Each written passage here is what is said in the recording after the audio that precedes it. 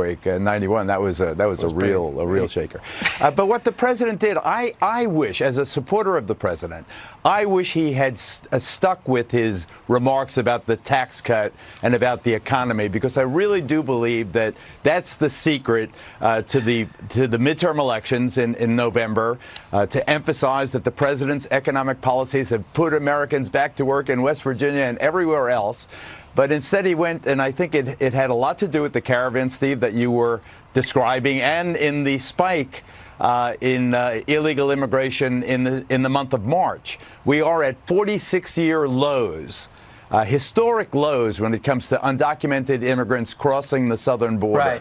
Right. I think that it was the unfortunate combination of the caravan story, and it has broken up that caravan, and this monthly spike that now caused this renewed and also his frustration over the fact that he did not get funding for the border wall. He did talk about tax reform. He had that lady, the couple, and they got very emotional, and she said the tax reform has really helped my family. The bonus has really helped us. She started crying and just wanted to thank him in person. And in fact, he got there. He had a script for this tax roundtable, and he said, you know what, I'm reading through this. It's so boring. He literally threw the paper in the air and said, I want to talk off the cuff. Listen to what he said. You know, this was going to be my remarks. It would have taken about 2 minutes, but that would have been a little boring. We have the worst laws. You have the catch and release, which we're terminating very quickly. We're doing it in pieces. We're working out systems now, and we called out the National Guard, and you know, we're doing a real job. But I'll tell you what, the laws of this country have to be strengthened and toughened up. So we have to change our laws. And the Democrats, what they're doing is just, it's insanity. We have to have strong borders. We're going to have the wall. We're going to have our wall, and we're going to get it very strongly. The military is going to be building some of it. And we have to change our laws, and we're working on doing that. You know, Geraldo, I totally agree with you in that he has this great narrative that George Bush would be almost like Rain Man, repeating the same thing over and over again until everyone wrote it.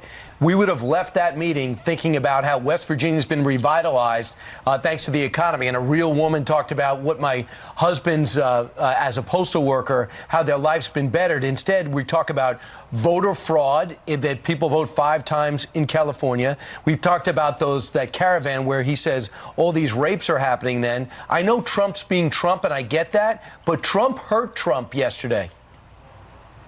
I agree, Brian, and to Ainsley's point, when you have that narrative, when you have that emotional, every American woman making that statement, thanking the president, a statement of gratitude, a statement of relief, and here we are, you know, this rising tide lifting all boats. That's the positive message. Instead, this voter fraud thing, and, you know, we had a commission.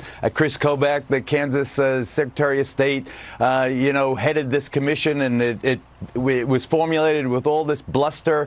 They didn't find any meaningful voter fraud, certainly not on any kind of scale. So that's a manufactured crisis. Then you have the caravan, which conjured up images of this brown tide washing over the southern border, and you know, all these people abusing our immigration laws. We've got problems on the southern border, but as I said, 46-year lows, Ainsley. But Geraldo, what do you say to Nancy Pelosi, who's calling it crumbs? You hear that lady crying, and then you hear Nancy Pelosi saying if the Democrats win in November, then they're going to do away with this tax reform. That's hurting American people. That's hurting that lady in particular. Her husband won't get his bonus next year. He's a mail carrier. But the president swamped that message with his other remarks. Well, you might not have liked the fact that he talked about other things, and maybe he missed being able to walk out of that opportunity and just focus on that one woman in tax reform. But a lot of people do want to hear him explain all of these different issues. Well, I don't fault the president for ad-libbing, although in this case I think that Brian is correct, that it did distract from the main message. But going back to the southern border, you had President Bush, I remember so clearly, back in 2006. He sent the largest contingent of the military to the southern border. Then you have President Obama beginning in 2010 and lasting really until 2016 with the use of the National Guard. You had Rick Perry, Rick Perry in 2014, he did it.